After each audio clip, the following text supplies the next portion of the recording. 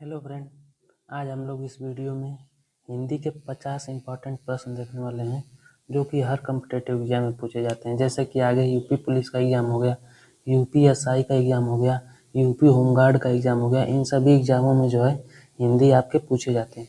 तो हम लोग इस वीडियो में 50 इम्पॉर्टेंट प्रश्नों को देखने वाले हैं। तो चलिए हम लोग बिना समय गवाए वीडियो को स्टार्ट करते हैं। पहला प्रश्न देख सकते हैं जो कि हिंदी भाषा का उद्गम किससे हुआ है। तो इसका जो सही आंसर है ऑप्शन नंबर सी, संस्कृत से। हिंदी भाषा का उद्गम जो है संस्कृत से हुआ है। चलिए अगला प्रश्न देखते हैं। प्रश्न नंबर 2 देख सकते हैं दिया हुआ है कि हिंदी की लिपि क्या है। हिंदी की लिपि क्या है, तो इसका जो सही आंसर है ऑप्शन नंबर सी, देवनागरी है। चलिए अगला प्रश्न देखते हैं। अगला प्रश्न नंबर 3 दिया हुआ है कि हिंदी दिवस कब मनाया जाता है। तो हिंदी दिवस जो मनाया जाता है वो आपको 14 सितंबर को मनाया जाता है। हिंदी दिवस जो है 14 सितंबर को मनाया जाता है। चलिए अगला प्रश्न देखते हैं। प्रश्न नंबर 4 दिया हुआ है कि हिंदी भारत की राजभाषा कब बनी। तो हिंदी जो भारत की राजभाषा बनी वो है 1949 ईस्वी में। हिंदी भारत की राजभाषा 1949 ईस्वी में बनी। चलिए अगला प्रश्न देखते हैं। प्रश्न नंबर 5 दिया हुआ है कि देवनागरी लिपि की विशेषता क्या है। तो देवनागरी लिपि की जो विशेषता है वो है जैसी बोली वैसी लिखी, यानी जैसे बोली जाती है वैसे ही लिखी जाती है देवनागरी लिपि। चलिए अगला प्रश्न देखते हैं। प्रश्न नंबर 6 दिया है कि हिंदी वर्णमाला में कुल कितने वर्ण होते हैं। तो इसका जो सही आंसर है ऑप्शन नंबर सी, 52 होते हैं। चलिए अगला प्रश्न देखते हैं। प्रश्न नंबर 7 दिया हुआ है कि स्वर कितने होते हैं। दोस्तों ये तो आप लोग स्वर और व्यंजन LKG UKG पढ़ते हुए चले आ रहे हैं, तो आप लोग इसका आंसर कमेंट बॉक्स में कमेंट करिए कि स्वर कितने होते हैं। तो चलिए हम लोग इसका आंसर कमेंट बॉक्स में कमेंट करिएगा। तब तक के लिए आगे चलते हैं हम लोग। प्रश्न नंबर 8 दिया हुआ है कि व्यंजन कितने होते हैं। व्यंजन कितने होते हैं, तो जो व्यंजन होते हैं वो होते हैं 33, और जो आपके स्वर होते हैं वो होते हैं 30। स्वर 30 होते हैं और व्यंजन 33 होते हैं। चलिए अगला प्रश्न देखते हैं। प्रश्न 9 दिया हुआ है कि वर्णों के सार्थक समूह को क्या कहते हैं। वर्णों के सार्थक समूह को क्या कहते हैं, तो उसको कहते हैं शब्द। चलिए अगला प्रश्न देखते हैं। अगला दिया हुआ है कि भाषा की सबसे छोटी इकाई क्या है। भाषा की जो है सबसे छोटी इकाई क्या है, तो वो है वर्ण। चलिए आगे देखते हैं। आगे दिया हुआ है कि संज्ञा किसे कहते हैं। संज्ञा किसे कहते हैं, तो संज्ञा किसे कहते हैं, इसका जो है कि नाम बताने वाला शब्द, जो नाम बताने वाला शब्द होता है उसे हम लोग संज्ञा कहते हैं। चलिए अगला प्रश्न देखते हैं। अगला प्रश्न दिया हुआ है कि संज्ञा के कितने भेद होते हैं। तो संज्ञा के जो कितने भेद होते हैं, तो वो होते हैं 5। संज्ञा के 5 भेद होते हैं। चलिए आगे देखते हैं। आगे दिया हुआ है कि राम कौन सी संज्ञा है। राम जो है वो कौन सी संज्ञा है, तो इसका जो सही आंसर वो है व्यक्तिवाचक संज्ञा। राम जो है व्यक्तिवाचक संज्ञा है। चलिए अगला प्रश्न देखते हैं। प्रश्न नंबर 14 दिया हुआ है कि भीड़ कौन सी संज्ञा है। भीड़ कौन सी संज्ञा है, तो वो है समूहवाचक संज्ञा। भीड़ जो है समूहवाचक संज्ञा है। चलिए अगला प्रश्न देखते हैं कि मिठास कौन सी संज्ञा है। मिठास जो है वो कौन सी संज्ञा है, तो वो है भाववाचक संज्ञा। चलिए अगला प्रश्न देखते हैं। सर्वनाम किसके स्थान पर आता है। सर्वनाम किसके स्थान पर प्रयोग किए जाते हैं, तो वो प्रयोग किए जाते हैं संज्ञा के स्थान पर। सर्वनाम किसे कहते हैं, संज्ञा के स्थान पर जो प्रयोग किए जाते हैं उसे सर्वनाम कहते हैं। जैसे वह हो गया, यह हो गया, तुम, मैं, ये सब जो है वो सर्वनाम है। चलिए आगे देखते हैं हम लोग। आगे दिया कि मैं कौन सा सर्वनाम है। मैं जो है वो कौन सा सर्वनाम है, तो इसका जो सही आंसर है ऑप्शन नंबर सी, पुरुषवाचक। मैं जो है पुरुषवाचक सर्वनाम है। अगला प्रश्न देखते हैं हम लोग। विशेषण किसकी विशेषता बताता है। विशेषण जो है वो किसकी विशेषता बताता है, तो वो बताता है संज्ञा और सर्वनाम की विशेषता। विशेषण जो है संज्ञा और सर्वनाम की विशेषता बताता है। अगला प्रश्न जो है कि प्रश्न 19 है कि सुंदर फूल में सुंदर क्या है। सुंदर फूल में सुंदर क्या है, तो वह है विशेषण, क्योंकि वो फूल की विशेषता बता रहा है कि सुंदर है फूल। चलिए अगला प्रश्न में देखते हैं। क्रिया किसे कहते हैं। क्रिया किसे कहते हैं, तो क्रिया जो है कि काम बताने वाले शब्द को हम लोग क्रिया कहते हैं, कि वो क्या काम कर रहा है। जैसा शब्द जो बताता है कि वो क्या काम कर रहा है, तो उसे हम लोग क्रिया कहते हैं। चलिए अगला प्रश्न देखते हैं। खाना कौन सी क्रिया है? खाना जो है वो कौन सी क्रिया है? तो जो है सकर्मक क्रिया है। ऑप्शन ए इसका सही आंसर है। चलिए अगला प्रश्न देखते हैं। प्रश्न 22 दिया हो कि सोना कौन सी क्रिया है? सोना जो है वो कौन सी क्रिया है?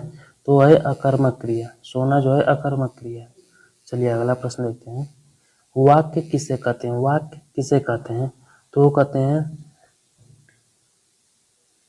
वाक्य किसे कहते हैं? पूर्ण अर्थ देने वाले शब्द समूह को वाक्य कहते हैं। चलिए अगला प्रश्न देखते हैं। प्रश्न नंबर 24 दिया हुआ है कि जिस वाक्य में प्रश्न हो उसे क्या कहते हैं? जिस वाक्य में प्रश्न हो उसे क्या कहते हैं? उसे कहते हैं प्रश्नवाचक। चलिए अगला प्रश्न देखते हैं। प्रश्न 25 दिया हुआ है कि दरवाजा बंद करो, यह कौन सा वाक्य है? दरवाजा बंद करो यह कौन सा वाक्य है? तो यह है आज्ञावाचक वाक्य। चलिए अगला प्रश्न देखते हैं। प्रश्न नंबर 26 दिया हुआ कि वाह कितना सुंदर दृश्य है, कौन सा वाक्य है? वाह कितना सुंदर दृश्य है, तो ये कौन सा वाक्य है?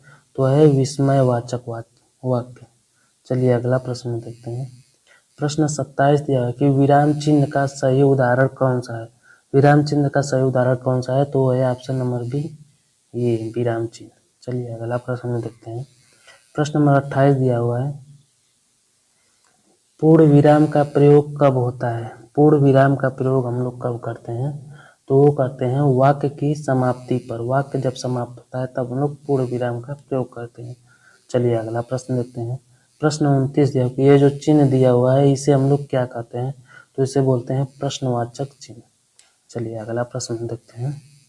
ये जो चिन्ह है इसको कौन सा चिन्ह बोलते हैं हम लोग? तो ये जो है वो है विस्मय बोधक चिन्ह, विस्मयादि बोधक चिन्ह। चलिए अगला प्रश्न देखते हैं।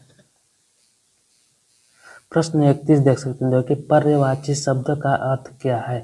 पर्यवाची शब्द का अर्थ क्या है? तो वह है समान अर्थ बताने वाला शब्द जो होता है उसे हम लोग पर्यायवाची कहते हैं। जल का पर्यवाची क्या है? जल का पर्यवाची क्या है? तो उसका सही आंसर है पानी। चलिए अगला प्रश्न देखते हैं। विलोम शब्द का अर्थ क्या है? विलोम शब्द का अर्थ क्या है? तो उसका अर्थ है उल्टा अर्थ, उल्टा अर्थ। चलिए अगला प्रश्न देखते हैं कि दिन का विलोम क्या है? दिन का विलोम क्या है? तो दिन का विलोम जो है वो है रात। चलिए अगला प्रश्न देखते हैं। प्रश्न 35 दिया कि मुहावरा किसे कहते हैं? मुहावरा किसे कहते हैं? तो मुहावरा जो कहते हैं हम लोग विशेष अर्थ देने वाले शब्द समूह को मुहावरा कहते हैं। चलिए अगला प्रश्न देखते हैं कि नाक कटना का अर्थ क्या है? नाक कटना का अर्थ क्या है? तो वो है अपमान होना। चलिए अगला प्रश्न देखते हैं। लोकोक्ति क्या है? लोकोक्ति क्या है? तो क्या है कि प्रसिद्ध कहावत है। लोकोक्ति जो है प्रसिद्ध कहावत है। चलिए प्रश्न 38 दिया कि जैसा बोओगे वैसा काटोगे, इसका अर्थ क्या है? जैसा बोओगे वैसा काटोगे, यह क्या है? तो वह है मुहावरा। इसे हम लोग लोकोक्ति कहते हैं, लोकोक्ति। चलिए आगे देखते हैं। रस कितने होते हैं? रस कितने होते हैं? तो रस जो होते हैं वो 9 रस होते हैं, 9। चलिए अगला प्रश्न देखते हैं। वीर रस का संबंध किससे है? वीर रस का संबंध किससे है? तो इसका जो सही आंसर है ऑप्शन नंबर सी, वीरता से। चलिए अगला प्रश्न देखते हैं। छंद किसे कहते हैं? छंद किसे कहते हैं? ऑप्शन है कहानी, नियमबद्ध कविता, निबंध, नाटक। तो इसका जो सही आंसर है वो है ऑप्शन नंबर बी, नियमबद्ध कविता। चलिए अगला प्रश्न देखते हैं। दोहा छंद में कितनी मात्राएं होती हैं? तो इसका आंसर आप लोग कमेंट करिए कि दोहा छंद में कितनी मात्राएं होती हैं। इसका आंसर आप लोग कमेंट करिए। चलिए अगला प्रश्न देखते हैं। अलंकार किसे कहते हैं? अलंकार किसे कहते हैं? ऑप्शन है भाषा को सुंदर बनाने वाला तत्व, वाक्य दोष, शब्द भेद, व्याकरण नियम। तो अलंकार जो कहते हैं वो कहते हैं भाषा को सुंदर वाला बनाने वाले शब्द को हम लोग अलंकार कहते हैं। चलिए अगला प्रश्न देखते हैं। अगला प्रश्न दिया कि उपमा अलंकार में किस शब्द का प्रयोग किया जाता है? तो इसका सही आंसर है सासी से। चलिए अगला प्रश्न देखते हैं। मुख चांद सा कौन सा अलंकार है? मुख चांद सा, इसमें कौन सा अलंकार है? तो इसमें जो है उपमा अलंकार है। चलिए अगला प्रश्न देखते हैं। प्रश्न 45 दिया हुआ है कि निबंध किसे कहते हैं? निबंध किसे कहते हैं? तो इसका सही आंसर है विस्तृत गद्य रचना को निबंध कहते हैं। 47 दिया हुआ है प्रश्न, पत्र कितने प्रकार के होते हैं? पत्र जो है वो कितने प्रकार के होते हैं? तो वो 2 प्रकार के होते हैं। चलिए अगला प्रश्न देखते हैं। औपचारिक पत्र किसे लिखा जाता है? औपचारिक पत्र किसे लिखा जाता है? तो वो लिखा जाता है अधिकारी को। ऑप्शन सी, अधिकारी को। चलिए अगला प्रश्न देखते हैं। कहानी का मुख्य तत्व क्या है? कहानी का मुख्य तत्व क्या है? तो है कथानक। चलिए अगला प्रश्न देखते हैं। अगला प्रश्न दिया कि आत्मकथा किसे कहते हैं? तो स्वयं का जीवन वर्णन को आत्म